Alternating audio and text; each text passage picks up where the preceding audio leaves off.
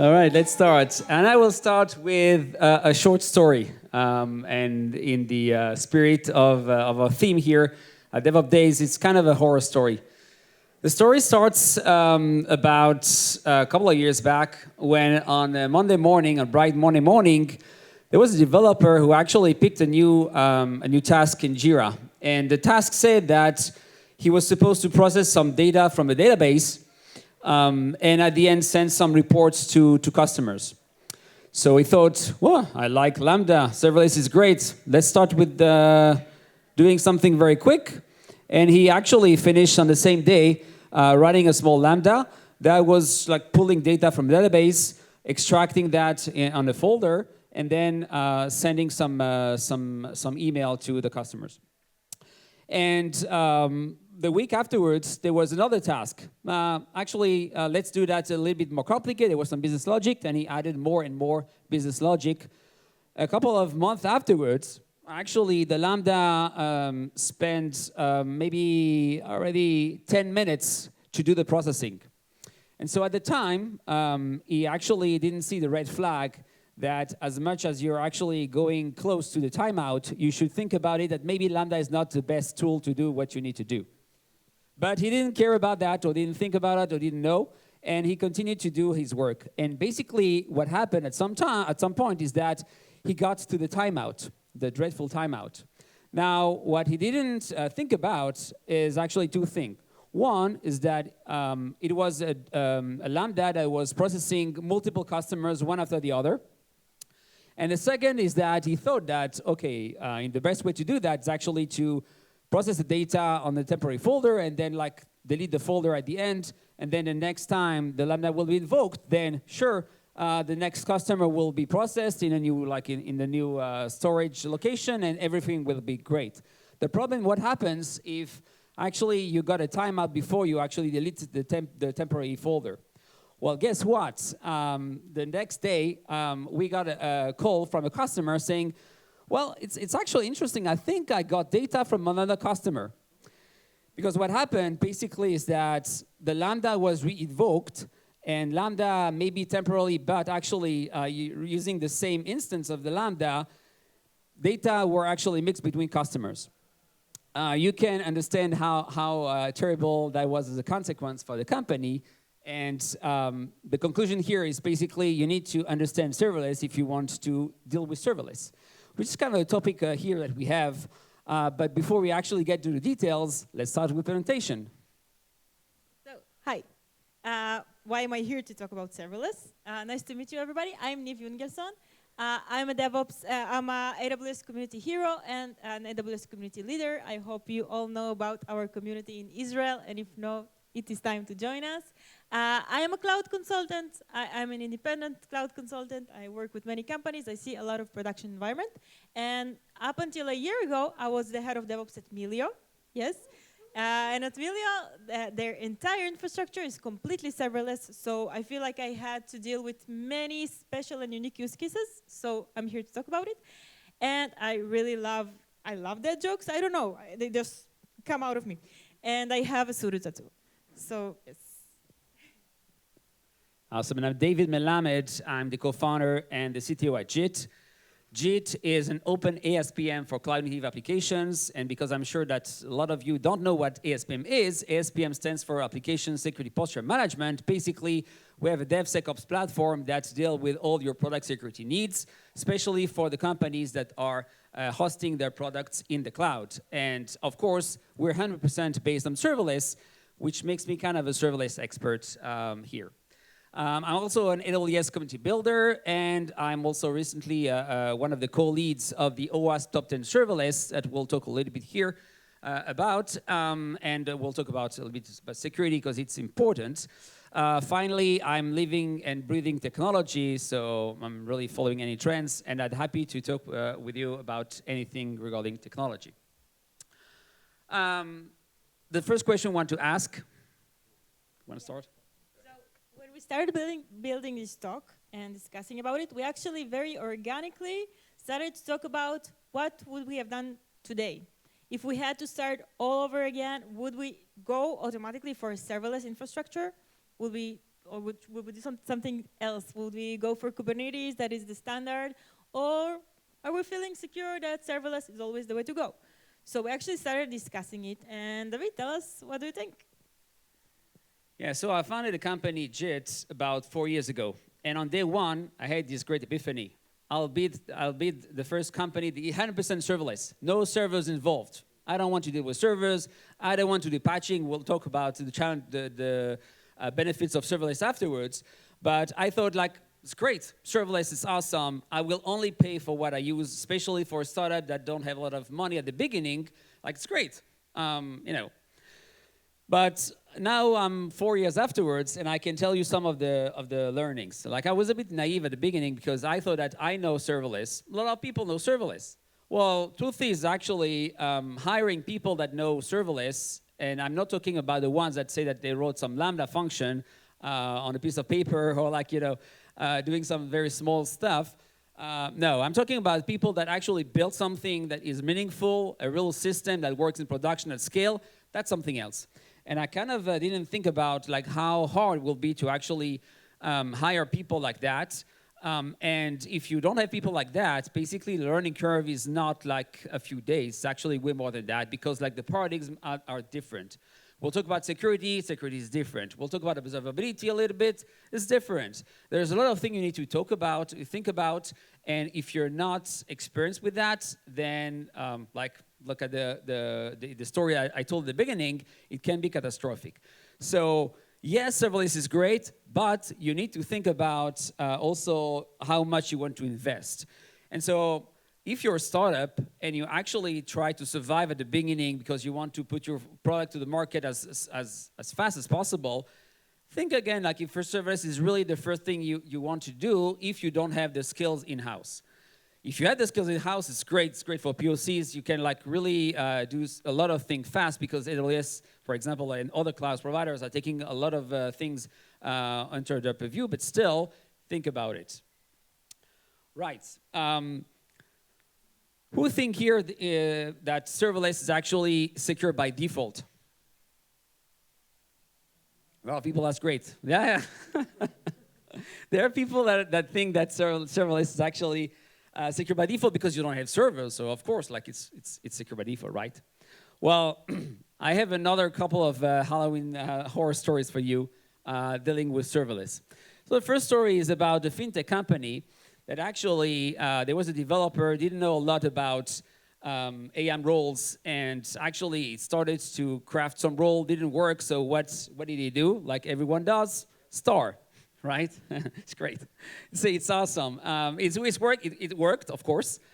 But the problem is that he didn't think too much about the consequences. And at some point, some malicious actor managed to actually get access, more than the regular access to a specific Lambda function, and actually, through privilege escalation, managed to actually get to another service, and from the service managed to extract all the data from the database, including a lot of customer data. Really, really bad. So think again. I know it's not very easy to actually craft the right role, but it can be life-saving.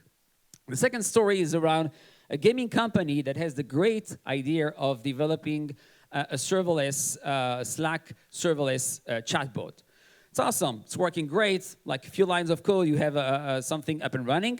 And it was actually taking some data from some spreadsheet that unfortunately was made public by mistake. What happened then is that someone managed to actually craft some payload inside the spreadsheet, and because they didn't have any good inputs, data validation was basically he managed to actually extract a lot of data and unwanted functions to run inside the service. So also here, data input validation, like it's serverless, is not completely immune to risks. The third story is really hurtful. It was startup. Actually, they had some Lambda going on. They wrote a couple of Lambdas, and one of Lambdas, they made a mistake.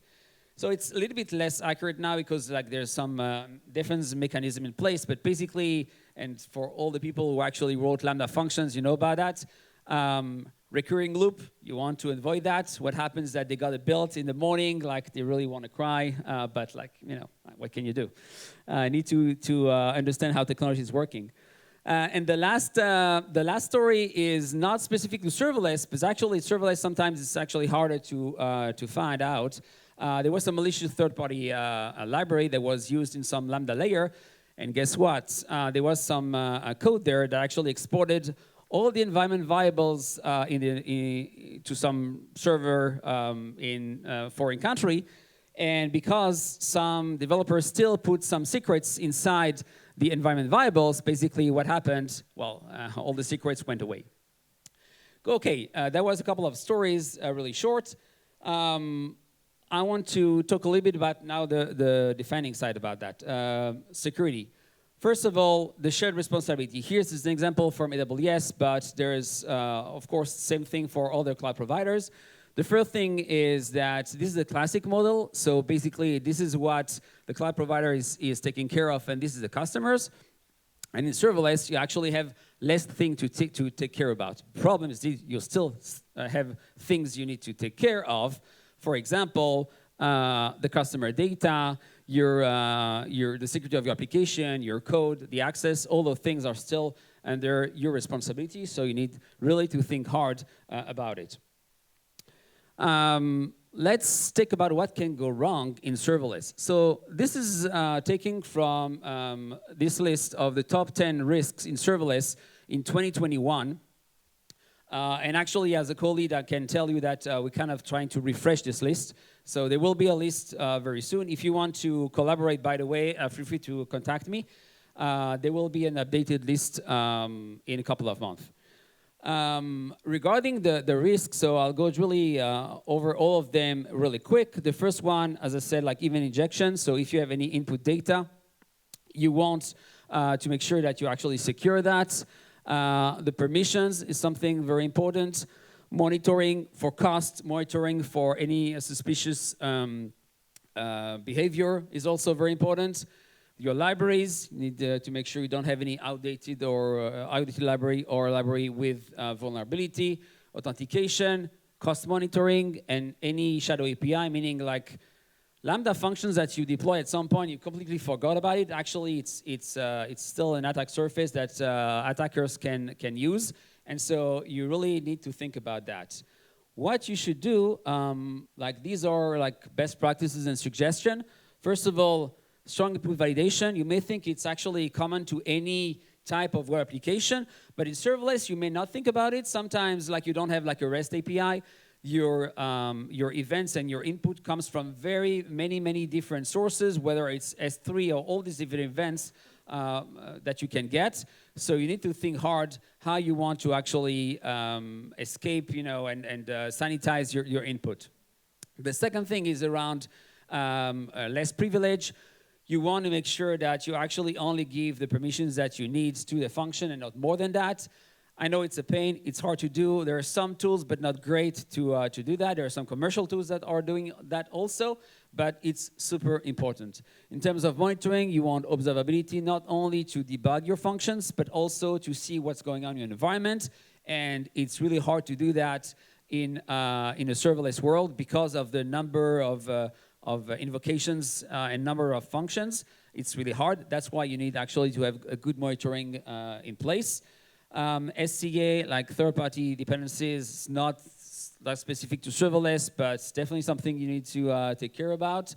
Authentication, cost monitoring, and as I said before, like all the API inventory, also really recommended because it's really easy to deploy something and then forget about it. Okay, so to answer the question that we started with, like, would I do it all over again? Would I choose serverless infrastructure today? So if it was just the infrastructure with no other variables, then yes, I definitely would. But you cannot separate the choice of the infrastructure from the business objectives and from the team that you have. So for me, I would definitely choose a serverless infrastructure, but only under the condition that the entire organization is willing to take the steps that needed to be taken in order for it to work good and to scale good. And when I say scale good, I don't mean only in the sense of like load and everything, but also in the sense of people, of personnel. And let me explain. So I want to talk about a different kind of shared responsibility.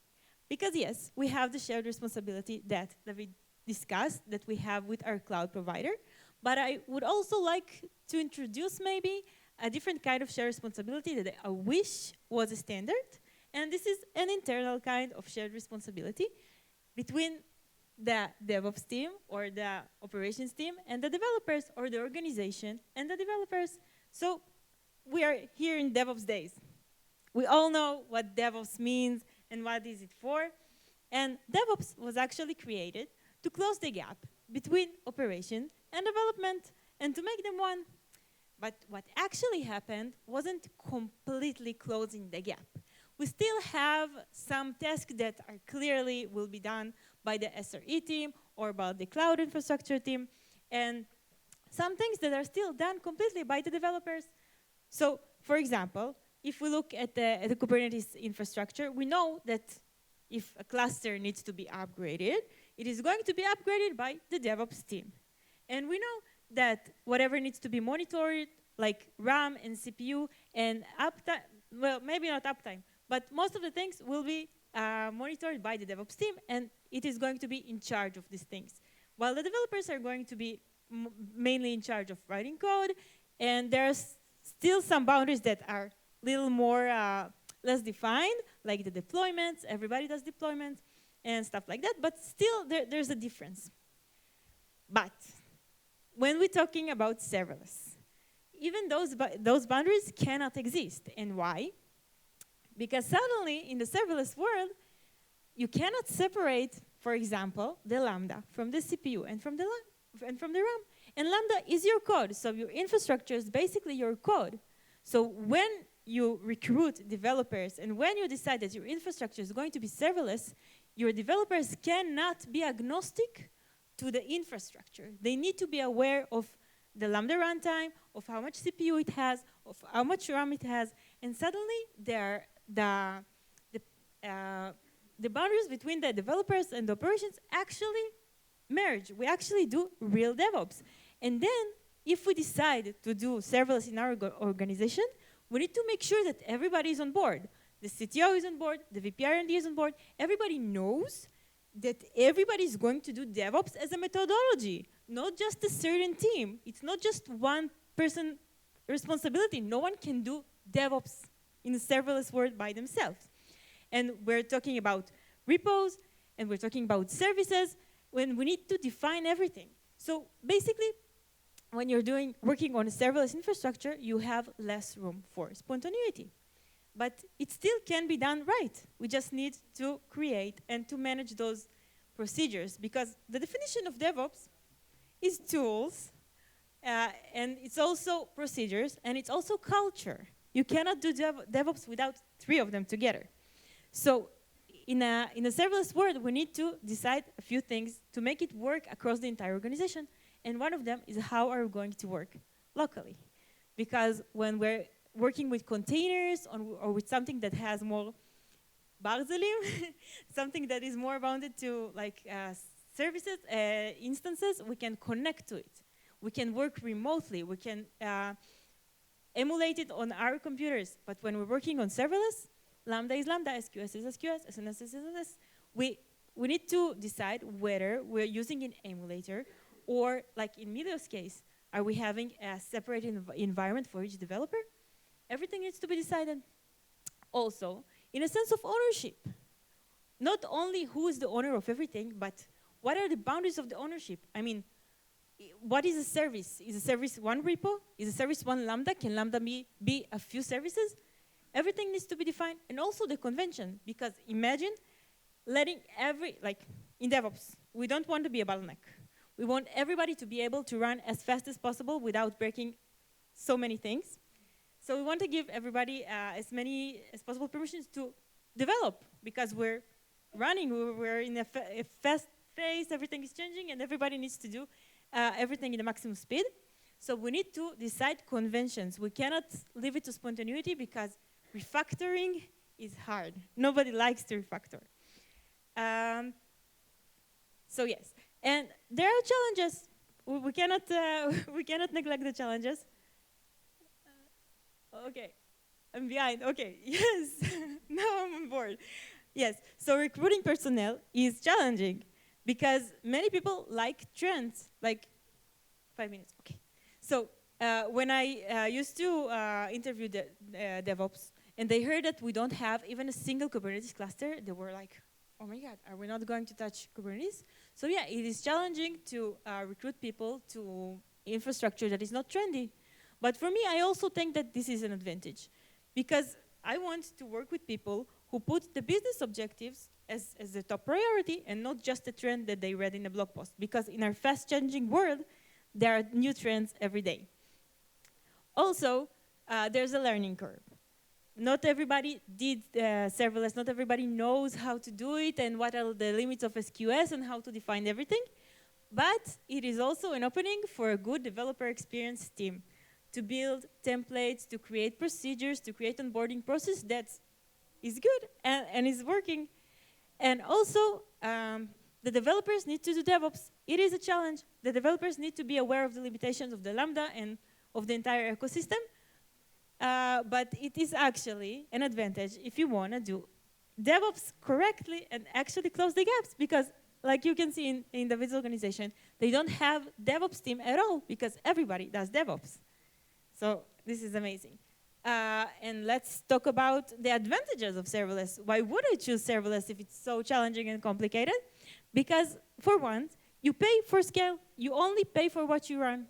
You don't need to do scale up and scale down policies. You just, whatever runs, you pay for it. You can have a linear DevOps team, like David has 0, or Milio has only 6 per 200 engineers. And you can integrate with serverless solutions easy without having to update. Like, for example, in AWS, they always come up with new services, and you don't need to upgrade versions to use them. Something new comes out, and you can immediately use it. And another thing is no system vulnerabilities. This is not true, of course. You heard David's story. But the layers that you need to take care of in the shared responsibility model with the cloud are higher, so you need to take care of less responsibility. I want to finish on a note that eventually Kubernetes and Lambdas and SQS and SNS and everything are just an abstractions. Somewhere, someplace, there are servers very far away. So eventually, you just need to choose the right abstraction for you, and just to be aware of the challenges and the limitations and the advantages and disadvantages. And that's it. Questions? We have time? So the question is, how do you prevent junior developers to create recurring loops in Lambda? A few years ago, I would have said, it's hard to do. And even experienced developers can actually make a mistake because sometimes it's not like a direct loop, like the same Lambda calling itself over and over. It's more complicated than that. For example, it's a chain of Lambdas, and at the end, the last thing is actually triggering the first Lambda again. The answer today would be a little bit different because, and at least I know that about AWS. I don't know that about the other cloud providers. But they have some mechanism in place to ensure that actually the same Lambda cannot be called like a number of times, like you did the same cycle, to prevent those kind of issues. Because like it's definitely hard to spot at the beginning, and the build can actually be really, really hard to digest if you don't pay attention. The question is around the limit in terms of cost monitoring that you can put in place so that the build doesn't deflate. There are some things that you can do, but it's not bulletproof.